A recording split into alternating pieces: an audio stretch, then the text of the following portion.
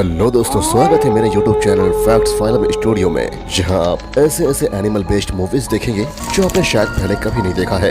इसीलिए चैनल को सब्सक्राइब कीजिए और बेल आइकन प्रेस करना मत भूलिएगा। दोस्तों, कैसे हैं आप लोग? उम्मीद है काफी अच्छे होंगे और मजे कर रहे होंगे। विलाज में एक बहुत ही खास मूवी को एक्सप्लेन करने जा रहा हूँ और उसकी रिव्यू आप लोग को बताऊंगा, जिसका नाम है डॉक्टर जी, और ये आज ही रिलीज हुई है। और मूवी दरअसल काफ़ी अच्छी है और मैंने आज ही देखी है। मुझे तो काफ़ी अच्छा लगा और आपको भी देखना चाहिए, क्योंकि आजकल बॉलीवुड में काफ़ी रेयर मूवी ऐसी बनती है जो यूनिक कंसेप्ट पर बनती है, और उनमें से एक है डॉक्टर जी, जिसमें आयुष्मान खुराना, रुकुल प्रीत और शेफाली शाह ने काफ़ी अच्छा एक्टिंग किया है। फिर अगर बात करें इसकी कहानी की, तो कहानी कुछ इस तरह शुरू होती है। आयुष्मान खुराना, जिसका नाम डॉक्टर उदय गुप्ता रहता है, अपनी पोस्ट ग्रेजुएट का एग्जाम देने के बाद ऑर्थो की सीट के लिए अलग अलग मेडिकल कॉलेजेस में अप्लाई करने की कोशिश करते हैं, पर वह अपनी मां को छोड़कर नहीं जाना चाहते थे। इसलिए मजबूरन उन्हें भोपाल मेडिकल कॉलेज में अप्लाई करना पड़ता है, जहां ऑर्थो डिपार्टमेंट में कोई सीट नहीं होती है, क्योंकि वो फुल हो चुकी होती है और सिर्फ एक सीट बची होती है गायनो डिपार्टमेंट में, जिसकी वजह से उन्हें मजबूरन वहाँ पे एडमिशन लेना पड़ता है। लेकिन उनका सपना था बचपन से ही कि वो एक ऑर्थोपेडिक सर्जन बनेंगे। दरअसल हुआ ये था कि जब वे 10th क्लास में थे तो उनकी हाथ टूट गई थी और उन्हें बाएं हाथ से प्री बोर्ड का एग्जाम देना पड़ा था। लेकिन उनके भाई, जिनका नाम डॉक्टर अशोक था, उन्होंने उनका ट्रीटमेंट किया था और वे जल्द ही ठीक हो गए थे, जिसकी वजह से 10th में उन्होंने 92% स्कोर किया था। और ये देखकर वे काफ़ी इंस्पायर हुए थे और उदय गुप्ता ने तभी मन बना लिया था कि वो आगे जाकर भविष्य में एक ऑर्थोपेडिक सर्जन बनेंगे। लेकिन उनका ये सपना तो पूरा नहीं हो सका, क्योंकि उन्हें मजबूरन गायनो वार्ड ज्वाइन करना पड़ा। डॉक्टर अशोक अपने भाई आयुष्मान खुराना को यह राय देते हैं कि वह एडमिशन ले ले और साइड से दोबारा नीट पीजी की तैयारी करे, और 1 साल बाद उन्हें उनका मनपसंद ऑर्थो मिल जाएगा। और ये सोचकर वो 10 दिन बाद डिपार्टमेंट ज्वाइन करते हैं। और जब वो वहाँ पहुँचते हैं तो वहाँ प्रोफेसर डॉक्टर नंदिनी यानी शेफाली शाह बच्चों की क्लास ले रही होती है, और वहाँ पर एक भी लड़का नहीं होता है सिवाय उसके। और वहाँ पर उसके पहले दिन रैगिंग ली जाती है, जहाँ पर रुकुल प्रीत भी होती है, जिसका नाम डॉक्टर फातिमा होता है। लड़कियों के बीच अकेला फंसा डॉक्टर उदय गुप्ता काफी फ्रस्ट्रेट हो चुका होता है, क्योंकि बीते कल उसकी अच्छी खासी रैगिंग ली जाती है, जिसकी वजह से वो काफी परेशान रहता है। तभी उसके भाई डॉक्टर अशोक उससे पूछता है कि उसकी परेशानी का सबब क्या है। तब वो अपने एक्स गर्लफ्रेंड को कॉल करता है और उससे खड़ी खोटी सुनाता है और फाइनली अपने पुराने रिश्ते को खत्म कर देता है। इधर डॉक्टर नंदिनी को रियलाइज हो जाता है कि उदय गुप्ता को जरा भी इंटरेस्ट नहीं है गायनो वार्ड में। फिर वो उसे समझाती है कि उसे किसी भी तरह से अपने आप को डॉक्टर समझना होगा। लेकिन वहाँ आयुष्मान खुराना कहता है कि फीमेल पेशेंट ऐसा नहीं समझती है, वो हमेशा एक फीमेल डॉक्टर को प्रेफर करती है। तब डॉक्टर नंदिनी कहती है कि ये मेल और फीमेल डॉक्टर क्या होता है। डॉक्टर तो बस डॉक्टर होता है। सबसे पहले आपको अपने माइंड से ये चीज निकालनी होगी और अपने अंदर की मेल टच को खत्म करना होगा। उसके समझाने के बाद आयुष्मान खुराना यानी डॉक्टर उदय गुप्ता थोड़े सीरियस होते हैं अपने काम को लेकर।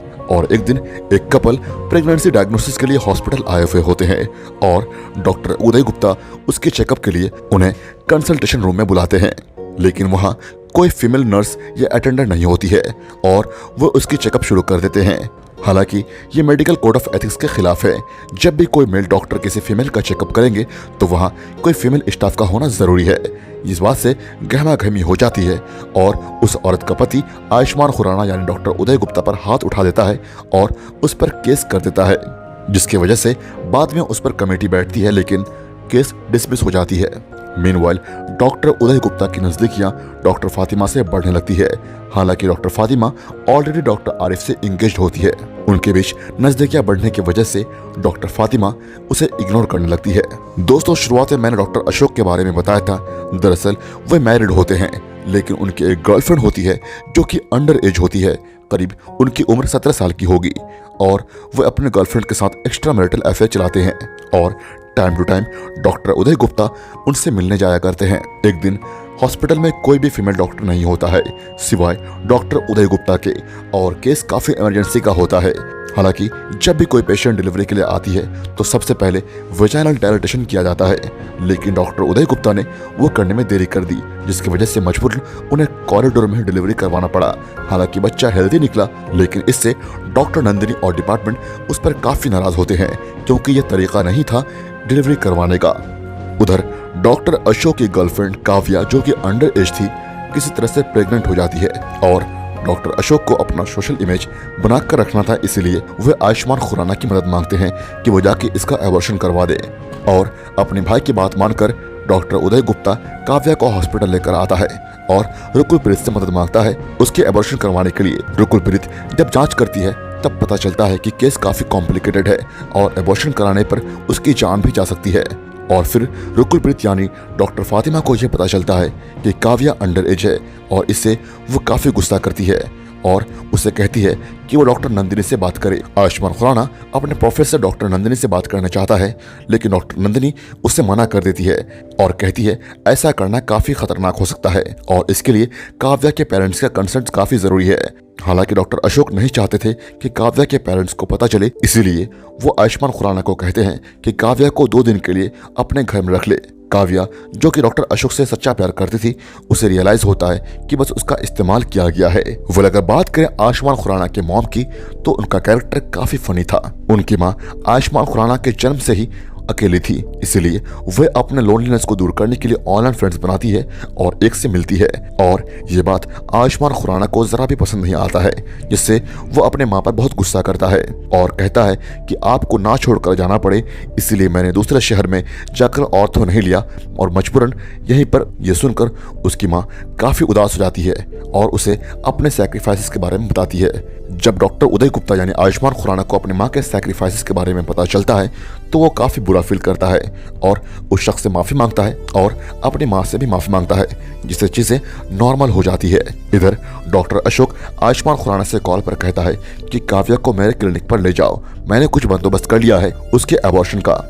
और ये सुनकर आयुष्मान खुराना काव्या को उसके क्लिनिक छोड़ आता है और कहता है अगर कोई चीज की जरूरत पड़े तो उसे कॉल करे। दूसरी तरफ आज डॉक्टर फातिमा का एंगेजमेंट था, जिसकी वजह से डॉक्टर उदय गुप्ता को वहां पे जाना था, लेकिन तभी उन्हें काव्या का कॉल आता है और वो कहती है कि उसे बहुत दर्द हो रहा है, उसे कोई इंजेक्शन दिया गया है जिसकी वजह से उसे काफी पेन हो रहा है।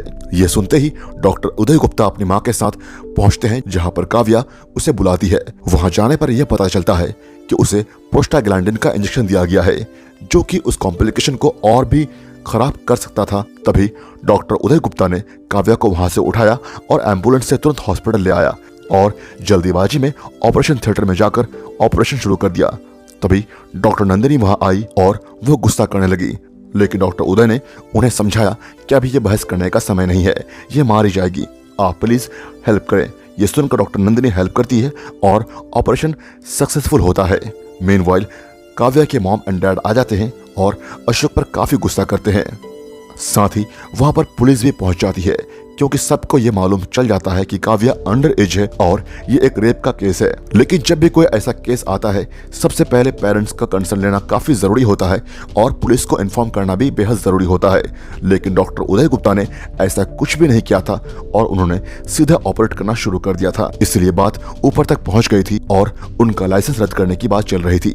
लेकिन डॉक्टर नंदिनी देखती है कि किस तरह पेशेंट बता रही थी कि अगर डॉक्टर उदय गुप्ता नहीं होते तो आज वो जिंदा नहीं रहती। इस बात पर डॉक्टर नंदिनी डीन को कन्विंस कर लेती है कि इसे एक और मौका मिलना चाहिए और इस तरह डॉक्टर उदय गुप्ता को रेस्ट्रिकेट होने से बचा लेती है।